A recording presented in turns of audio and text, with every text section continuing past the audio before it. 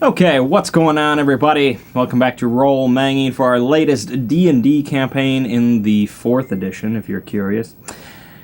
And so the adventures continue in Senathar, location of this kind of great undead blight that is going on. Warlocks are afoot, and evil is lurking, and it's up to our band of little heroes to see what we can do.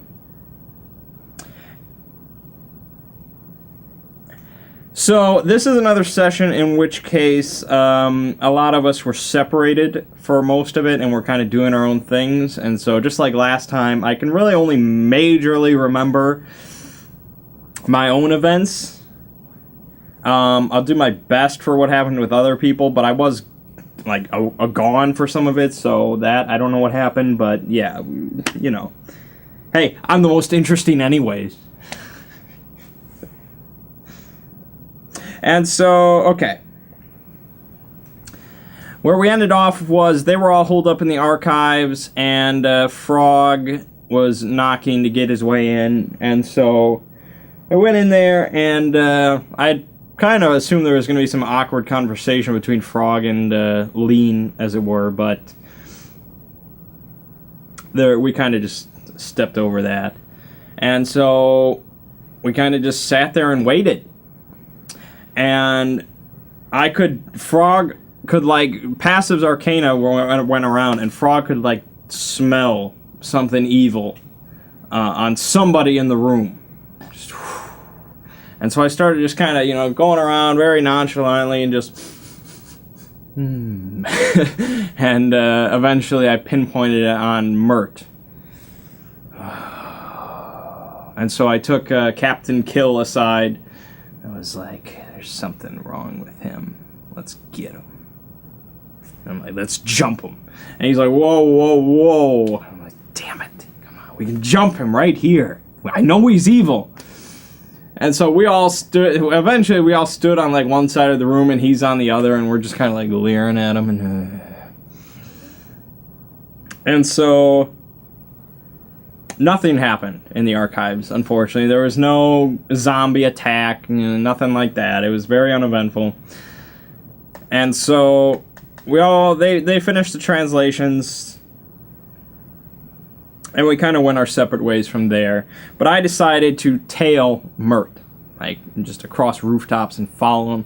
He went back to his house, so I just stayed like perched on a rooftop just watching his house. And eventually a man came up to his door and knocked on it. And I'm just like, oh, he's in league with the warlocks. I knew it! And I've got like my sword, and my hand on my hilt, and I'm ready. And so I can't quite catch the conversation, but all I heard was the guy introduce himself as Fairbanks. And they had a short little conversation, and the door closed, and he started walking away. And so I'm like, alright. Mert seems like he's in for the night. This guy interests me now, so I start following him. I'm jumping across rooftops, and I'm being all stealthy, but I think he notices me. I think he sees somebody following him at some point. And he goes into the Rolling Barrel Inn. So I wait like 5 minutes, and I head in. I get all sorts of glances, and they start singing this comical song about me and shit, and I'm like, oh, I don't like this. And so I go up to a bar wench, and I'm just like, and I'm looking for a man named Fairbanks. And so I roll diplomacy, I get like a 4. And I offer like a gold piece, I roll diplomacy, I get like a 4. And I'm like, I offer 2 gold pieces, I roll another diplomacy, I get like an 8. And I'm like, I offer 3 gold pieces. And he's like, alright, it's your last diplomacy. I roll like an 18 or something. I'm like, aha! Click. 3 gold pieces, that's the magical number. So she finally tells me he's on the 2nd floor, 4th door on the left. I'm like, alright.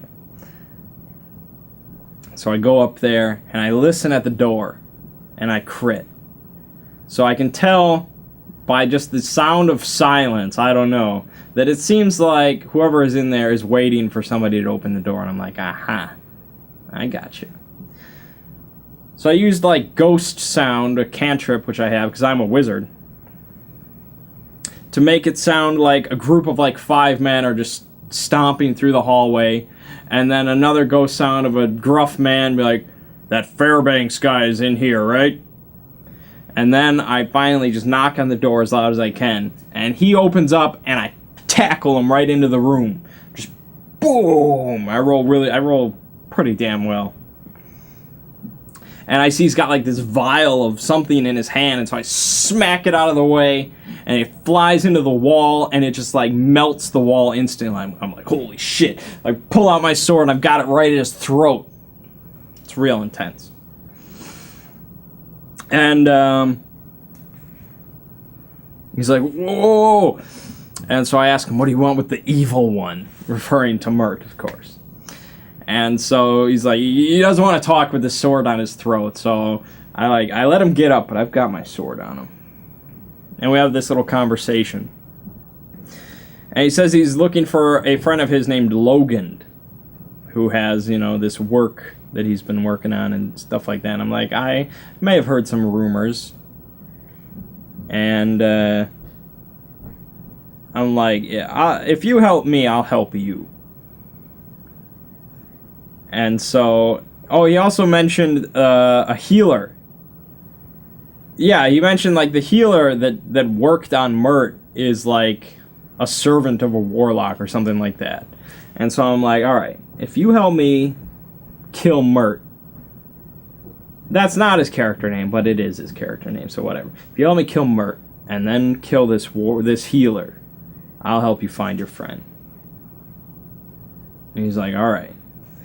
And so he like throws another, like, we can hear it getting rowdier down there, and the gnome family that was in the room next to us that we saw when we melted the wall, they like ran downstairs, or we melt another hole in the wall and we jump out to outside. And we go down to Mert's house, and I wanted him to just melt a hole in the wall where his bedroom was, but he decided he wasn't going to do that. So we just melted the lock off of the front door and we went in. And Mert got like some dream vision or something that was like, "You're in danger, wake up." And he woke up. Sounds like bullshit to me, but okay. And so he hears his front door open. And so we sneak in. We can tell he's up. And a battle ensues. I was rocking his ass, man. It was ridiculous. Like, I was using my dailies. They were just, he was like, "Oh man, that barely hits." And I'm like, yeah, right. I was just, and Blade Song was active, and Fairbanks dude was like throwing acid, and it was gonna hit both of us, but I was like, timely dodge, and so Mert took like 20 some damage, ongoing 10. He was like, ah, and then he uses a healing surge, and I'm like, oh, holy shit. The Bullywug racial ability is called Rancid Air. It's the lamest racial ability of any race in the game. What it is it's an aura 2 that's always active around you because it's rancid air. It's always around you. It's vile. But whenever an enemy in the aura uses a healing surge, they become weakened, which means they do half damage. And I rolled Bullywug knowing this would never come into play. And so when he used a healing surge, I was just like, oh. I was like, oh my god. I had to like stand up. I was like, rancid air! Like, it was my dream to be able to use this ability at some point. I just didn't know it would happen so soon. I was like, oh my god, rancid air, you're weakened! And so yeah, that was worth everything just for that. And so yeah, that was amazing. And the fight continued. I was busting dailies and Blade Song was going on. He was down to like 6 health, man. And then for some reason, like Fairbanks like snuck out of view or something like that. I don't know. He seemed cowardly as it was. And we're fighting, and I'm about to just rock this dude's ass. 6 health or something. Maybe he spent some more healing surges. I don't know. He was getting owned. And suddenly, I get a big vial of acid poured over my head from behind. And I take like 35 damage. And I go unconscious. Okay. And so they start talking. Obviously, I can't hear it as a character, but they start talking. And they're like, he wanted to kill you, but I decided against it. And so he's like, what do you want to do with him now? Like, we could just let him, die. Because, in this campaign, when you die once, generally you come back as beyond the grave. Undeadish, hollow-ish, if you will. And so Mert's like, I don't know about that. So he attempts to roll his heal. He rolls like a 4, and so it doesn't quite cut it. And so I die. And Fairbanks leaves, and Mert drags me into his workshop, and I'm like, oh my god, what is about to happen? And I wake back up beyond the grave now. And Mert's there, he's got his sword out, he's ready. I'm like, what happened? He's like, you died. I'm beyond the grave? Yes. So I stab myself through the heart and I die. Again. And I decided when I made the character, he would not tolerate existences beyond the grave. I knew that right from the start. If I died once, that was the end, if I could do it. And so, yeah. That's the end of Frog. And I'm saddened, I guess. Frog was a cool guy. I just don't think he was the most appropriate for this campaign. He was a very optimistic character in a very pessimistic campaign. And so when the acid was being poured on me and I was rolling death saving throws, I started to think of my next character already. And when the acid was poured, I was like, what the that shit, man? But then when I was thinking of my next character, I was like, oh my god, this is perfect. Well, all right, I'm dead, yeah. And so I started working on my new character. While that was going on, the rest of the group was doing stuff. Specifics are a little beyond me. Mert, I think, went to the captain of the guard. Oh, okay, no. The commander of the guard, Alistair or Elaine Magnan, or something like that. Yeah, the commander of the guard. His men came back with his body. And turns out they had headed north because Magus, the warlock Magus, is up there, and he's got this goblin army that he's building, and they are approaching southwards. And so Magnan went with a troop to kind of combat the first initiative of that, and it cost him his life, I guess. And so they appointed Captain Kill as the new commander. So he's now Commander Kill. And so after me dying, Mert took I had a copy of the cult book, the translation, so he took that off of me, and then he took my sword, and he went to Commander Kill and told him the news about what had all happened. He was very honest.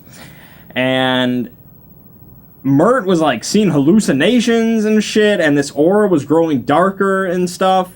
And this is when I had like gone off to make my own character, so I don't know all what happened here. But I guess they went to confront the healer, the evil healer guy, about what was going on with him, and he, I guess, confessed at some point to being like an apprentice or something of one of the great warlocks, and so they killed him. But he said something about he would be able to see everything through Mirt's eyes or something like. Again, I wasn't here, so I can't say for certain. But they blindfolded Mirt and they threw him in a cell because they weren't sure what to do with him. And yes. And while in jail, Mirt had another vision from whoever the hell he talks to in his dreams that the only way to get rid of what he has is to go to the Forsaken Temple in Stanton. And at a time when night is at its darkest, and go there alone. And so he had to convince the commander to let him out of the jail to go to this temple alone. And so eventually he allowed it under an escort, up to the temple, and they took his weapon as well. So he was restricted, but yeah. Meanwhile, the commander and the Elven Ranger woman, they were kind of going around doing some investigating. They went back to the archives, and they found Arthur Goldwright, dead at his desk. And there's a piece of paper written there that said, "If you keep nosing about, you'll be next." And then he woke up because now he's beyond the grave. And so he said that he was strangled to death by someone that looked exactly like him. Ahaha, a doppelganger. And so they tried to roll to see if they could come up with any creature or whatever that has this ability, and neither of them could come up with anything. And so they told this Arthur Goldwright to, clear out of here, go somewhere safe. And they came up with a code word if indeed there's doppelgangers about and stuff, and a code phrase. And yes. Commander Kill also launched another raid on the the old trade guild where they fought all the zombies, just to see if anything else is in there. There was nothing else in there. I'm trying to think if anything else had happened. They burned all the bodies. Of all the zombies that they killed, they burned all the bodies, and this stench just filled the town and stuff. And that's where I came in. Alright, so my new character is the first casualty of the campaign, and I'm okay with that. My new character is an oldie but a goodie named Frederick Zoller. And, I like to mix. I like to get some new characters in there, but I also like my old favorites that I like to bring in for different campaigns and see how they do. And Fred has been out of the game for a while, so I thought it was good he made a return. And also, I wanted to make good on my earlier promise from the other week, where I said my next character would be somebody that was given an evil birth sign, but he wanted to be a good person. And so I figured, what better than Frederick Zoller, the vampire? And so Frederick Zoller comes from the capital city of Zarder, from a noble family of vampires. Of course, secluded vampires. They're not public vampires, but it's a family of vampires. And so they had this child. They named it Frederick. And, of course, he's a vampire. And so they chose the birth sign of the chaotic neutral deity or whatever, Elbor. And they thought, he would bring, much honor to the family, and he would do, whatever it takes to expand the family's power and name, and, all these usual things. And Frederick grew up a little differently than his kin. When learning about the birth signs, he realized that it was kind of bullshit. He didn't really want to do evil things. He wanted to do good things. And so I'd like to think, I don't know if this is possible, but as far as this temporary backstory going, we'll say probably when he was about 20-ish or something, he tried to do just that. Like, he tried to just be a good person. And he became a signless. And it just, like, racked his soul. Like, it's not a good thing at all. And he just was, like, tormented by this. And eventually he just, relented. And he became evil again. He started doing evil things. He started feasting again and stuff like that. And so, like, his family found out that he tried to be good. He wanted to be good. And so they basically disowned him, more or less. Publicly they didn't disown him, but privately they don't want anything to do with him. And he doesn't really want anything to do with them. But he still is a Zollar, and he'll still go around saying he's the Lord Zollar of the Zollar family and stuff like that. And so now he's about 32, is what I put it at. And he's a complicated character. He is evil. I can't change that. He can't change that. He is evil. He's going to do evil things. But he's going out there in the world, and he's going to try to do anything he can to change his fate. Change his stars, as it were. If he can beat the system, basically. Where he can just abandon this birthright or change his birthright, where he can just live a life as a good person and he doesn't have to do all these evil acts just to, satisfy some archaic system, placed upon this world. And so he feels like it's an injustice, then what has he done to deserve this? It was just placed on him as a baby. And so, as far as, how I'm going to play him is difficult. This is not something I think a novice player could pull off.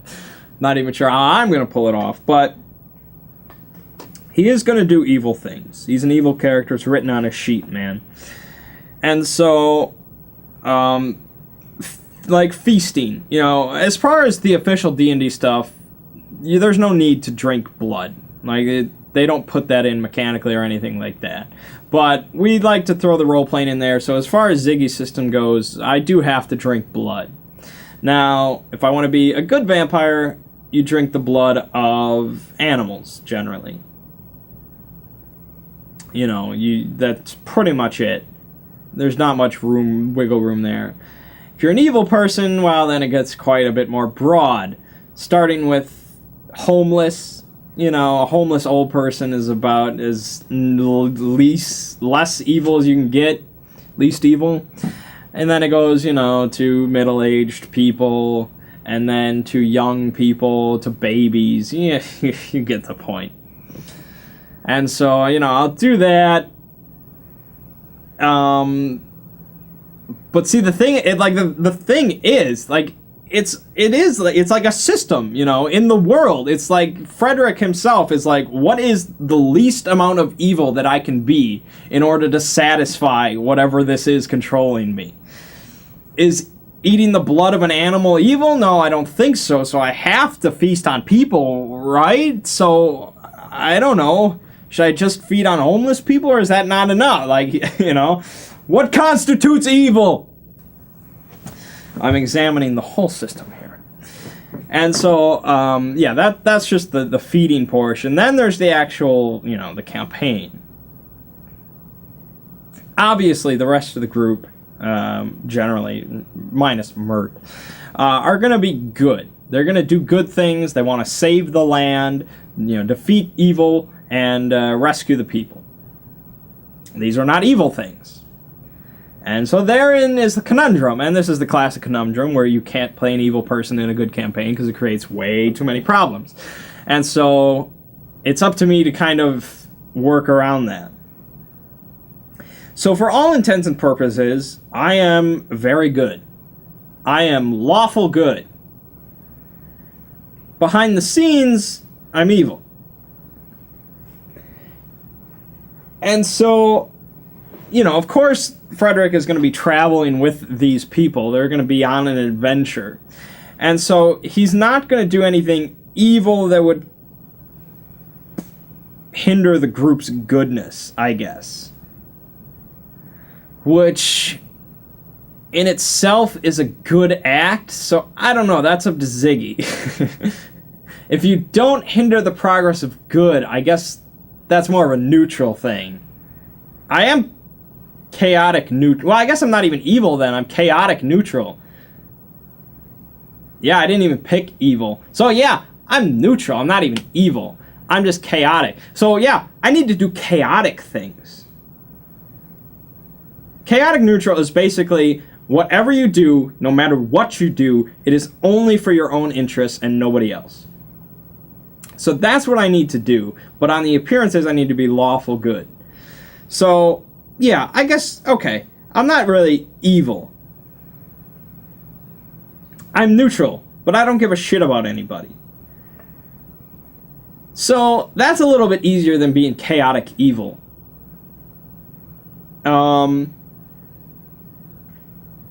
So yeah, chaos. Chaos is usually not good. Golk loves chaos. He's a big fan of it.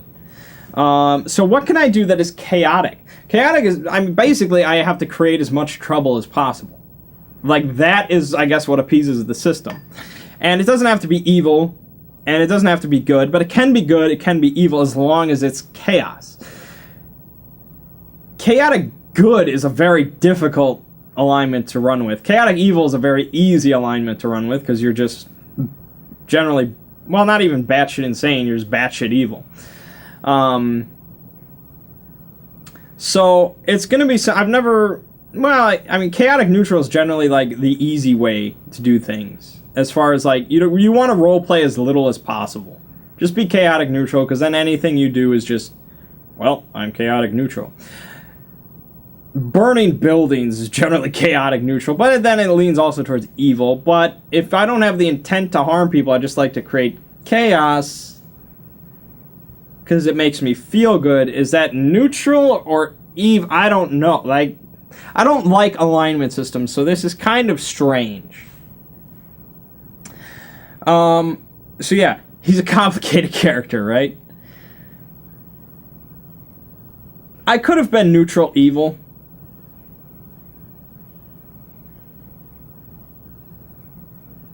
Which is a complicated one as well. Because how can you be neutral and evil? Or is that... Or is there a neutral evil? Lawful... Yeah, there has to be a neutral evil. I don't know what neutral evil is. Okay, so...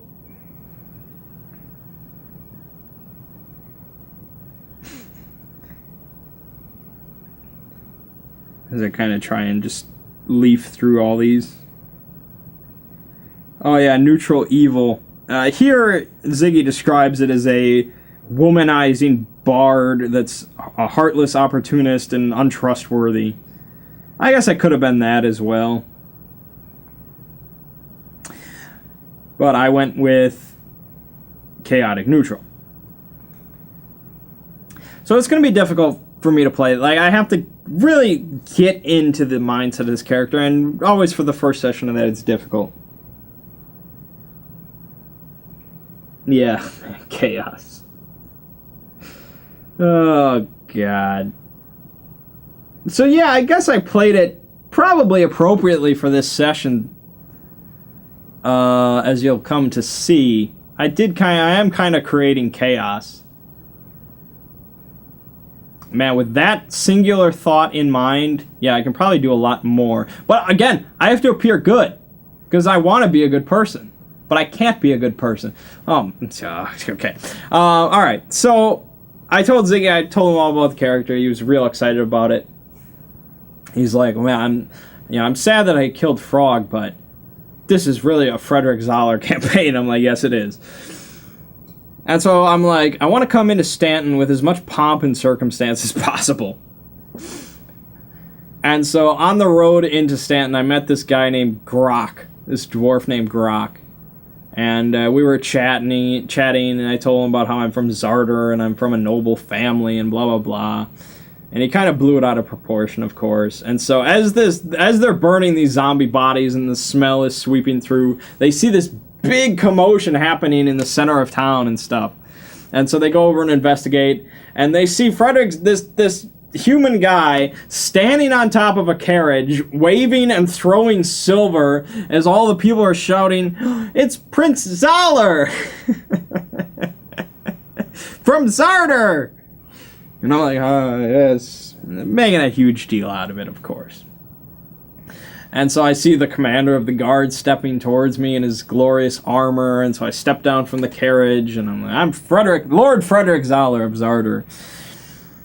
And it's basically a 180-degree character flip as far as what I'm playing as. Frog was very secretive and not charismatic whatsoever, and just kind of, but he was a virtuous fighter at heart, and best interest of the people in his mind. Frederick Zahler is, ha ha, hey, but I'm really chaotic, and ha ha. Yeah, so it's pretty different. And so, as I'm chatting with the commander and his associates and stuff, another well-dressed man comes up to us, introduces himself as the head of the Grover family. And he invites me to lunch, and I'm like, of course, And so we go to Grover Manor. They run all the farms and stuff in Stanton. And so we're sitting down, I learn about how they had just dealt with this undead problem, and this commander's newly appointed. And I mentioned Lord Stanton, and I want to pay a visit to him, and I find out he's been kind of reclusive lately the last couple of years. And he also married a new consort a couple of years ago and stuff like that. And so I tell them that I've come from Zarder to travel abroad to try to do any good that I can. And to bring, Zarder is a peaceful place, and I just want to try to aid wherever I can. When really I'm just there to bring chaos, because they demand it! Okay. And so I tell the commander that, if he has anything that he needs help with, please, let me know. And so I ask where the best inn in town is, and they say the Rolling Barrel. So I'm like, well, I'm going to head down there for a drink if you're interested. I'm like, okay. So we head down there, I jump up on a table, and I introduce myself as, Frederick Zahler from Zarder, and drinks are on me. Yeah. And so I'm flirting with some ladies, and it's getting all good and cozy. And I eventually lead one up to her room, and we do the business, and then I do my vampire business, not excessively, just like that, And so I go back downstairs, and I'm like, haha, and I decide that I'd like to see Lord Stanton tonight, if possible. And so I step outside, and I bump into the commander. He had gone off to do some separate thing, I guess. And I'm like, I'm interested in seeing the Lord. He's like, oh well, I live there now as the commander, so I shall escort you there. Meanwhile, Mert is still sitting in prison. And so we head over to the castle. And the commander, of course, is allowed in. And me as Lord Frederick Zahler, Mr. Grover had sent over a letter and stuff like that. So I'm let in. And he has to roll like a diplomacy to get the girl, the elven woman in. So we're all in. And we go into this grand throne room, and there they are, Lord Stanton and his beautiful wife, and blah, blah, blah. And so we do our little introductions, and I say the same thing, that I've come to Stanton to aid wherever I can. And they mention this this problem from up north with Magus the Warlock, and they start mentioning plans for how many men we have, and combating this threat. And I'm like, has anyone thought of opening up diplomatic negotiations with Magus? And they're like, well, who would dare? Who has the nerve? And I'm like, I would dare. You want to be diplomatic with one of the great warlocks? I'm like, yeah. Might as well try. Like, but he has a goblin army. I doubt they would be very understanding trying to go through their lands. And I'm like, I've dealt with goblins. I can speak goblin. I can. I picked every language. I like characters that know every language. It makes things cooler. Frederick had a good upbringing as far as education. He picked up things pretty quickly. He speaks Abyssal, Dwarven, Draconic, Goblin, Giant, Elven. That might be it. He speaks quite a few. And so he speaks Abyssal because he's a demon spawn. But that's neither here nor there.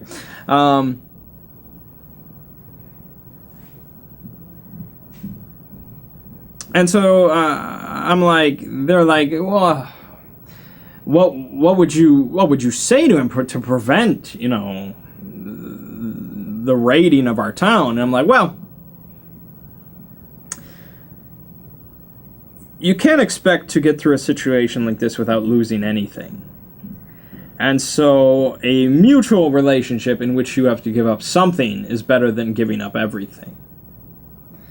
Basically, you'd have to open up like a supply thing, or you'd have to have some sort of mutual beneficial thing where you give them something, they maybe give you something, and so it's beneficial for you to both be happy rather than them just slaughtering your townspeople and sweeping across, And obviously it would take a trained diplomat to do this, but I'm Frederick Zoller. And so he's like, well, we will ponder this, this thought. And I say, well, whether I have your support or not, I plan on heading north to speak to Magus. I would just prefer to have your support behind me. Like, okay. And so that was pretty much all I said, and we stepped out. And so after we all departed and they left for the night and everything, I snuck into an alley and I turned into a bat. Because, hey, I'm a vampire, man. I get bat form. Which is just, man, like, I just can't. I mean, Frog was a cool character, but as far as, like, his abilities and stuff, not really my style, man. Like, not, like, as I look over Fred's abilities, it's like, man, that was really not my style. When you don't have anything awesome out of combat, it's like, what good are you? Artemis was a pretty beast in combat because, he had a lot of add-on shit. He was pretty beastly, but he also had a lot of fun stuff out of combat.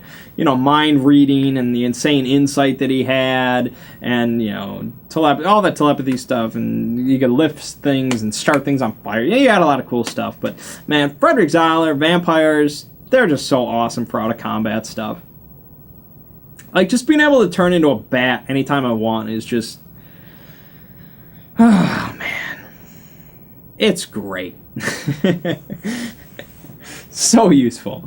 And so I turn into a bat, and I fly up over to the castle, and I'm looking around. I see a couple balconies. And so there's a balcony on the north, balcony on the south. So I go to the northern balcony, because that's likely to be where the Lord stays. And sure enough, I land, and I see him there on his bed reading a book. And so, still in bat form, because it lasts as long as I want. I could live as a bat if I really wanted to. So, I hop down from the balcony, like, into the room, and I sneak under his bed. And I crit on my sneak roll for some stupid reason. Like, God, that's such a lame thing. But I'm under his bed, he has no idea. And I'm sitting under there, he's reading. Eventually the door opens and I hear a voice saying, "The lady is ready for you in her chambers," or something like that. And so he gets up and he starts walking. And, you know, for normal characters, you'd be like, "Oh, shit, how are you going to follow him, man?" Oh, Fred's got it. First of all, he stays in bat form. Second, I use my armor ability. I like the best armor in the game for somebody like me. It's like gloaming armor. It gives you an encounter ability, so you can use it every encounter. And it allows you to become invisible until you attack or until the end of the encounter. So, out of combat, this means you can become invisible for 5 minutes, and then after a 5-minute break, you can become invisible again for 5 minutes. This is insane for me. Like, this is too damn good. I feel more nerfs coming on, but okay. So I go invisible as a tiny bat because the equipment becomes a part of me. It's still on me. I can't wield anything, but the armor is still a part of me. Like, my AC and everything is still what it is. So I activate the ability. So now I am a tiny, flying, invisible bat. And so I basically just, like, hover behind the guy as he's walking through doors and shit. Oh, my God. And so he goes, you know, across the castle and enters into another room. And I see the lady sleeping, you know, laying there on her bed. She's all naked. I'm picturing like Melisandre or whatever from Game of Thrones, which is pretty sweet. And so I swoop under the bed again, and I'm just like chilling there, bat form. I'm like, yeah. And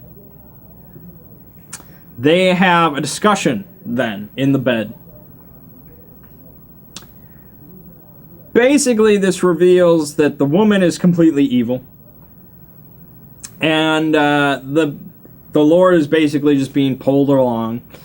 And she's like, "You should give them our support for going to speak to Magus, because that just, you know, gets them out of the town for a while, and hopefully Magus will just deal with them because they're, you know, nosy, and we will continue to tighten our hold over Stanton or whatever." And it was all basic evil stuff. So I'm like, oh, cool. And then they got it on, and I had to just sit under the bed, and I was like, it's just as a bat, I'm like, sure. And I'm like dodging bed springs and stuff. I'm like, oh man. And after like 2 minutes, then no, I don't know. They're just laying there for a little bit, and then Lord Stanton gets up and he leaves, and I wait like 15 more minutes, and then I'm like out from under the bed, and I go invisible again, but I go back into Frederick Zoller mode. I'm all invisible, and I'm like, time to loot the place. Chaotic, bitch. And so I go over to a nightstand, and I'm just like shoving those jewels in my pocket. Yeah. But I fumble a roll a little bit, and so it makes a little bit of a jingle. And so she like wakes up and rolls over, and when you're invisible, it's like -10 to perception or something like that. And I rolled decently for my stealth, I thought, but she spotted me, apparently. So she gets up, she just keeps her eyes on me, and I'm standing there like, I've got like jewels in my hand. They're like this, you know. They're not hanging in midair, but I'm like, I'm ready. And she's standing there looking at me, and then she starts like doing this or some shit, and I'm like, let's bounce. Luckily, before I started looting the place, see, this is just something you get with experience. Like when I first started the game, I played as Mangging the Rogue. He stole everything. I wouldn't have thought of this. Nowadays, I think of this. As soon as I rolled out from under the bed, I went over to the balcony doors, and I opened them about this much. And so once she started casting the spell, I'm like, let's bounce. Flew into bat mode and just straight out the balcony doors. Gone. That's Frederick Zoller right there. I got caught, but whatever, you know. I got out. And I did get some jewels, so don't worry. And so that was basically, yeah, I flew back down to an alley, went back into Zoller mode, straightened my suit, and I went to bed. And, okay, so next day. Next day I go down, have a nice little light breakfast. I don't need to eat, I'm almost certain. But I had a nice little light breakfast, just for appearance's sake. I've kept it up for many years. And I see Jax. You remember the thug, the criminal. And I had met him when I first came into the Rolling Barrel last night. And he had cronies behind him. And in my experience, normal people don't have cronies with them. So this guy's likely a criminal, and he looks like he's been through a lot of shit. So I assumed he's a rougher guy. And so I go over to him after my breakfast, and I'm like, so Jax, oh Lord Zoller, you look like a resourceful guy. If I needed to pawn something, you'd know what to do. I'm like, oh yeah. And so I show him all the jewelry, except one of them had an astral diamond in it. Yeah.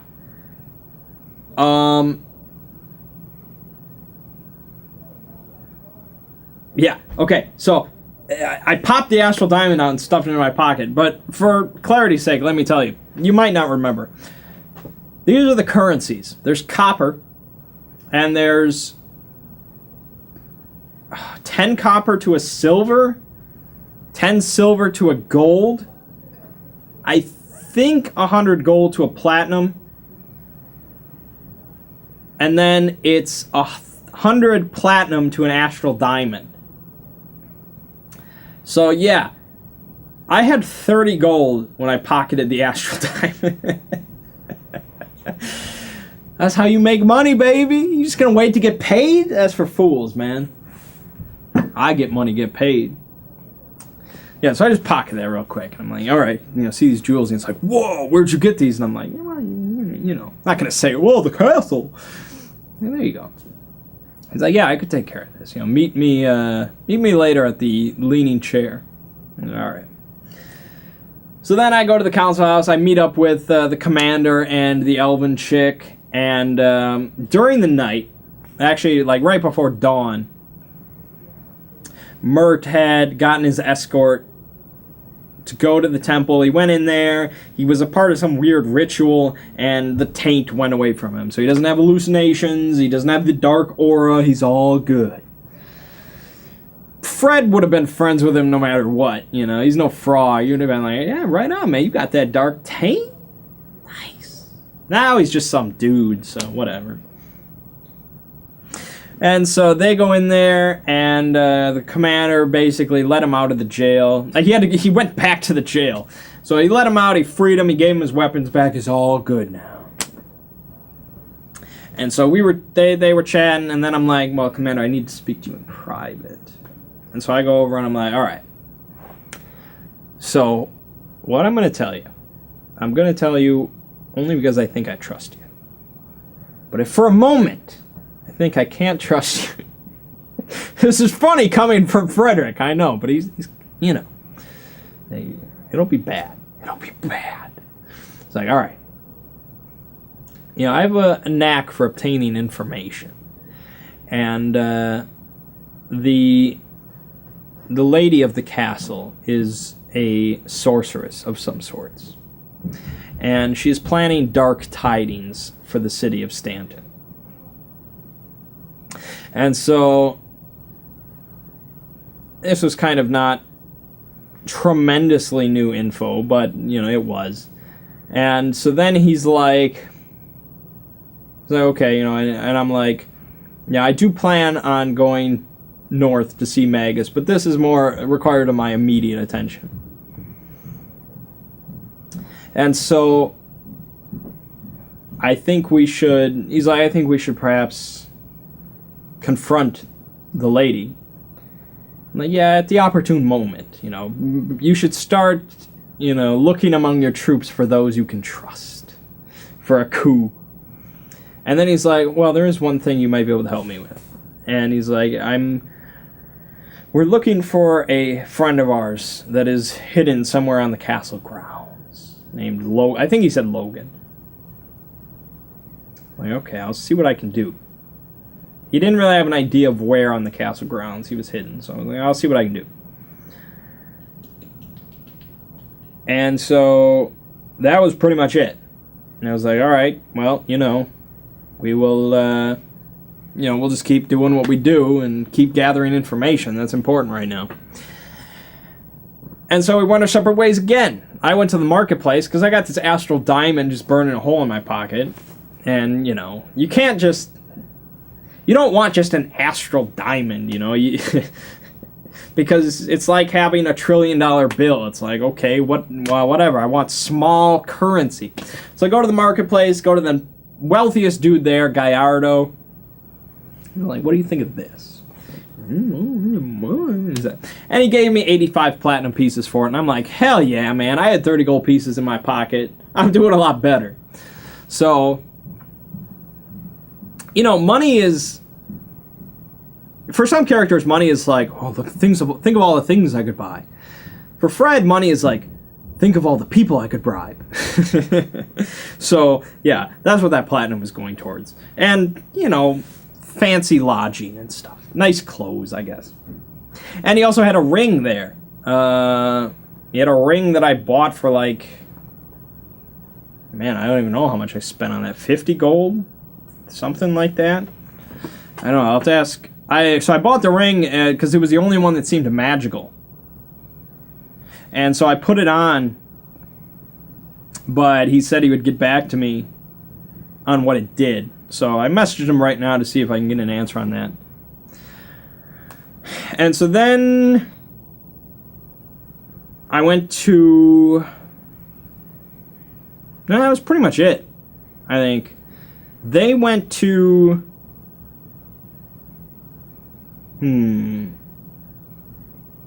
Yeah, they went to the castle. That's right. Because they want to look into this stuff.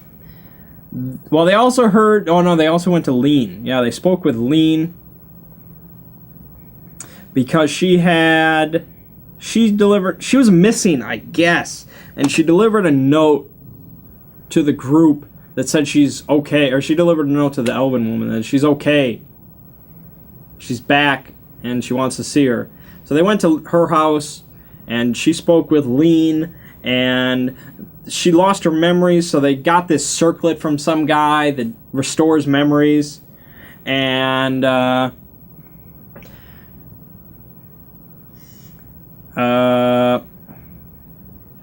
so they brought the circlet back to her, they put it on, she recovered her memories, and so what happened is she, went down this secret area underneath the greenhouse near the castle, and she got, she was there because of the fake Arthur Goldright, the doppelganger, and then the consort showed up, and she cast a spell at her that made her black out and lose her memories and stuff, so that happened. So that's just further confirmation that, there's a doppelganger and the woman is evil, so okay. So then they went to the castle to try to find the secret area underneath the greenhouse. So that was Mert, her and the commander. They went out there, and they can't just poke around the greenhouse, I guess. So they got a guided tour by the gardener. And they went around, and they saw that there was one big potted plant, and underneath it was a grate. And they're like, oh, well, that's probably where it is. But they couldn't really it was the middle of the day, so they couldn't really, they could have just jumped the guy, I guess, and let's go down, but they didn't. And so then they had this other information that there was something in the basement of the castle. So they went down there, they got another guided tour, but they noticed one of the statues had a draft coming from it. So after their tour guide left, they poked around it, and it opened up. And they went in there, and there was this weird pile of shit that started moving on the ground. And that's where we cut off with them, and so then we'll go back to me. And so for me, I went to the leaning chair, and the bartender's like, oh, you're Zoller, yeah. Jax is waiting in that room for you. So I go over to the room, I enter, Jax is standing there, he's got some hooded friends and stuff like that. And he's like, well, please sit. Your purchaser is here. And so I sit down, and one of the people steps forward, and they take off their hood, and sure enough, it's the Lady Greystar. And now for my player, as a player, I should have known that Jax was not one to trust because Frog saw him go into the castle. As a character, he seemed like the perfect guy. You know, I didn't have any of that knowledge, so he seemed like a perfect guy. As Frederick Zoller, he was the perfect guy. As it turns out. Now, it's just one of those things, you know, where they were all like, oh shit. And in my head, I'm like, oh shit. But then I'm like, I got this. It's just one of those things that just slowly and then quickly it's like, oh yeah, okay, I got this, no problem.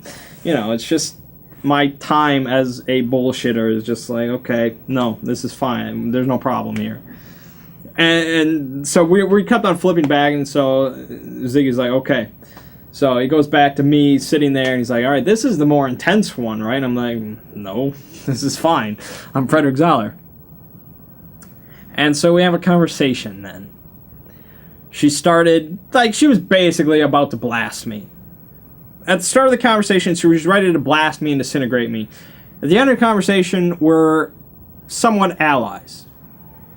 The middle is what I call the Frederick Zoller effect.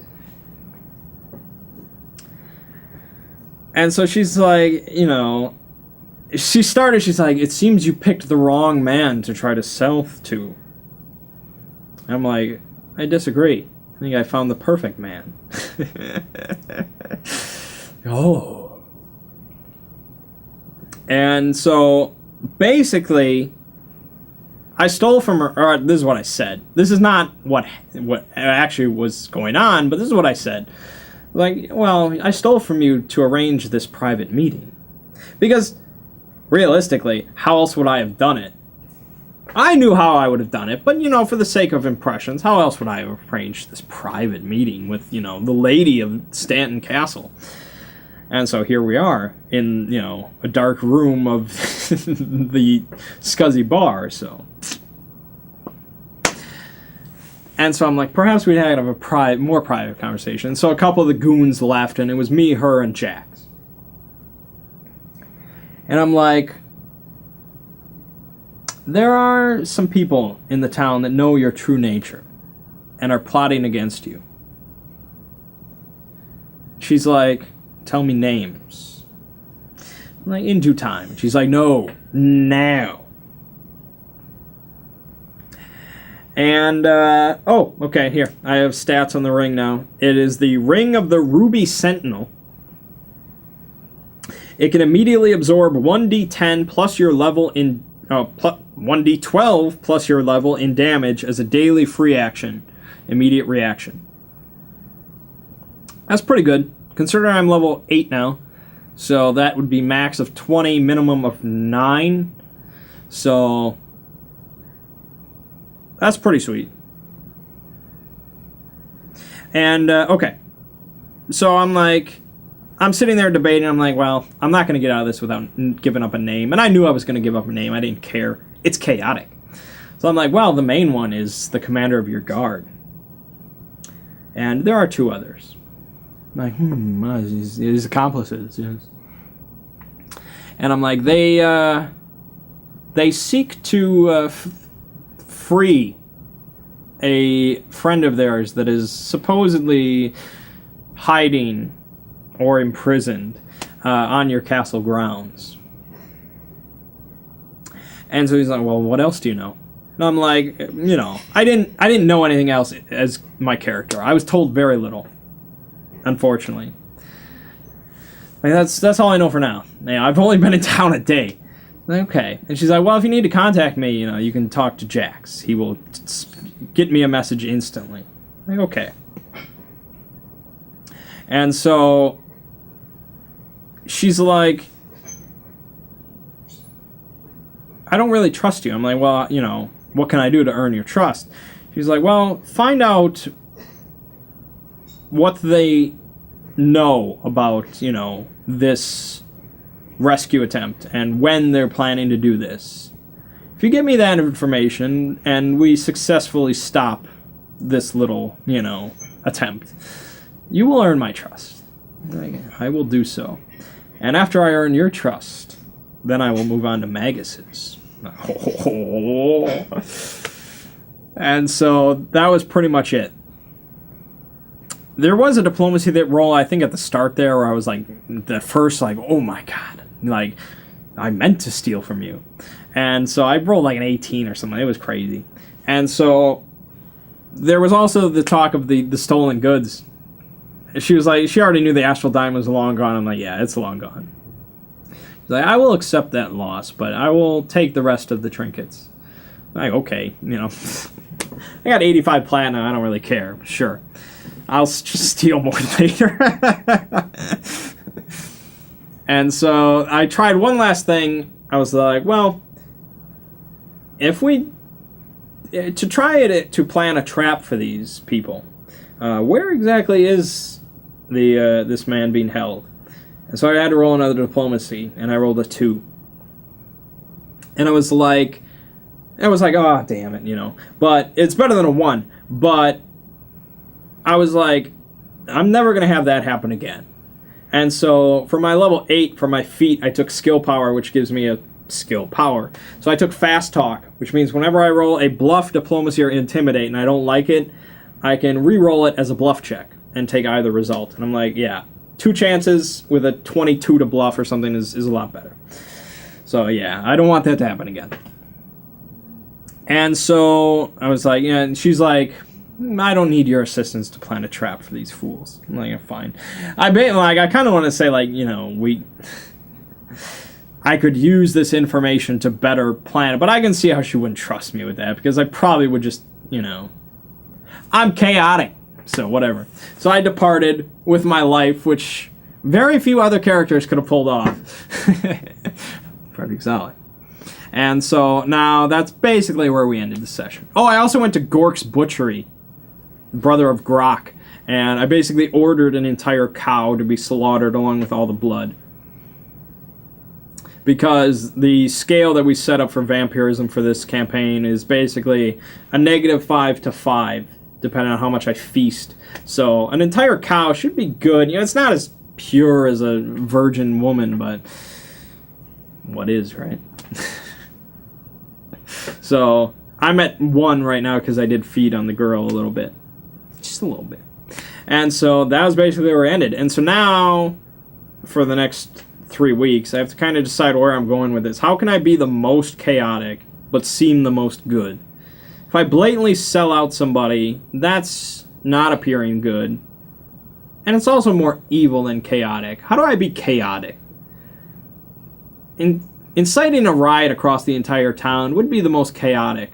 Would it be good? I can't be good, so I don't really have to worry about that, but I want to seem good. But I have to be chaotic. I'm leaning towards inciting a riot. I just have to do that in what seems like a good way. But it's really chaotic.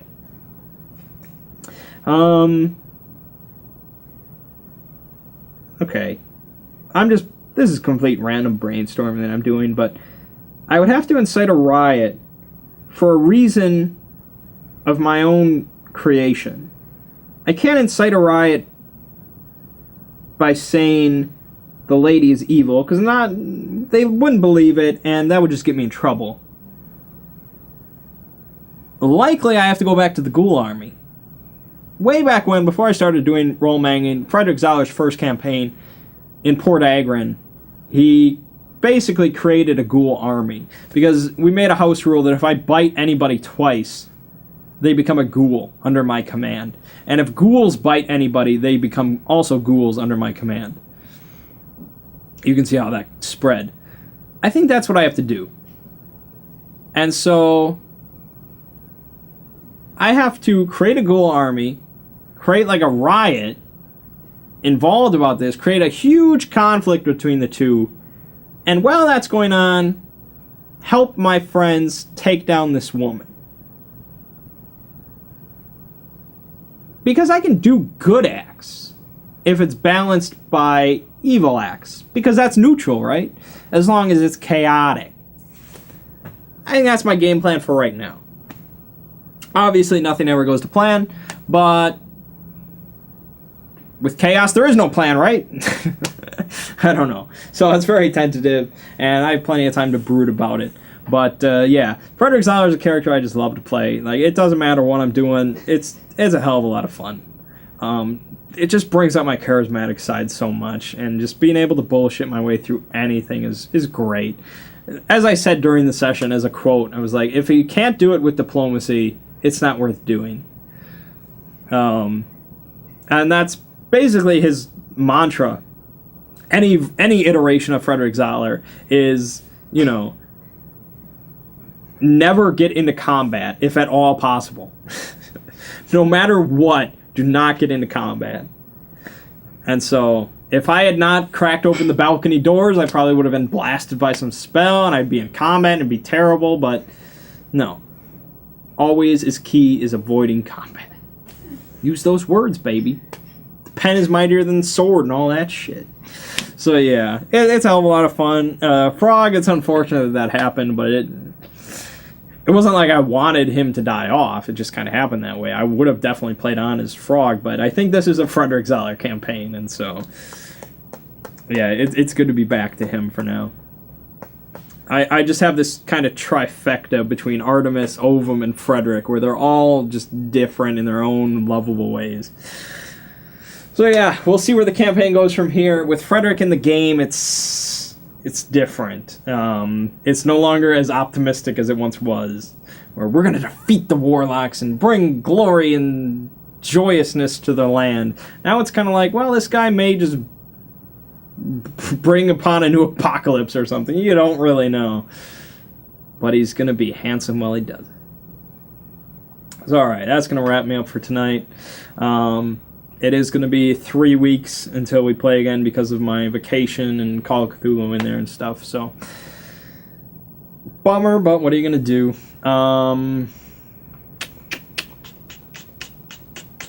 Yeah, I don't think there's anything else to say, really.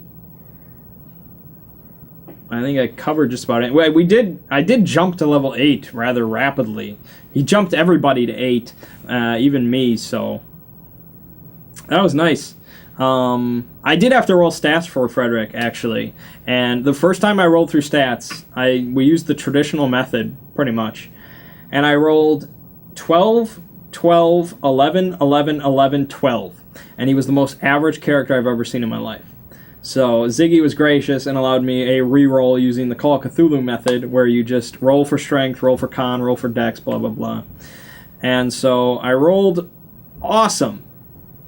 Like, I rolled 16, 15, 17, 17, 15, and then I got to charisma and I rolled a 12. And I was like, I can't, this cannot be Fred. Like, all of those could be 7, as long as my charisma was great. I don't care. Charisma is the only one that matters. And so he let me do some changes around, and so I dropped a bunch down to like 12, 12, 15, stuff like that. But I got my charisma up to 17, which gave me a 20 to start, so I was like, fine, whatever, I don't care. Like, that is the only one that matters, so that was good. And, so yeah, Frederick Zoller. I don't think I've done a role-playing series where Frederick Zoller was the main event, so it's going to be a wild ride, trust me. He is a unique character. Alright, that's going to wrap me up. So, my name is Mang. This has been Roll Manging for our D&D campaign. And I'll see you fine folks in 3 weeks.